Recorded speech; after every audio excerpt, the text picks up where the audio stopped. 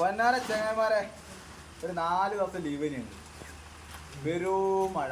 നിങ്ങൾക്കറിയാലോ നമ്മുടെ വയനാട് ഉരുള് പൊട്ടിയിട്ട് നമ്മുടെ കുറെ നഷ്ടപ്പെട്ടു. അപ്പോൾ ഇന്ന് കയ്യിലൊന്നും ഞങ്ങളുടെ പണിക്കാരുടെ കയ്യിലൊന്നും ഇനി വീട്ടിലെ കാര്യങ്ങൾ നടക്കാനുള്ള പൈസ ഇല്ല. കുഴപ്പമില്ല. കൂലിപ്പണിക്കാരുടെ സ്ഥിതി നിങ്ങൾക്ക് അറിയില്ല. ഇത് അങ്ങോട്ട് നോക്കി അവരൊക്കെ ഇരിക്കുന്നത് മഴയായിരുന്നു. ഇതൊക്കെയാണ് അവസ്ഥ. അപ്പോൾ ഇന്നും ഇതാ കാലാവസ്ഥ മോശമാണ്. നിവർത്തിയില്ല. ഇരിക്കല്ലാണ്ട് ഞാൻ പഴയ വീഡിയോയിലൊക്കെ പറയും പോലെ ഒരുപാട് പ്രതീക്ഷകളായിട്ടാണ് നമ്മൾ ഓരോ ദിവസം പണിക്ക് വരിക. ഏതായാലും എല്ലാവരും എൻ്റെ വീഡിയോ കാണുന്ന എല്ലാവരും നമ്മുടെ വയനാട്ടിൽ ദുരിതാശ്വാസ ക്യാമ്പിലേക്കും നമ്മളാൽ കഴിയുന്ന സഹായങ്ങളൊക്കെ ചെയ്യണം. ഞങ്ങളും ഈ ഒരു പണീൻ്റെ കൂലി കിട്ടുന്നതിൻ്റെയൊക്കെ ഭാഗമായിട്ട് ഞങ്ങളും ചെയ്യും. തീർച്ചയായിട്ടും ഞങ്ങളവിടെ പോകും. നമുക്ക് ചെയ്യാൻ പറ്റുന്നത് ചെയ്യും.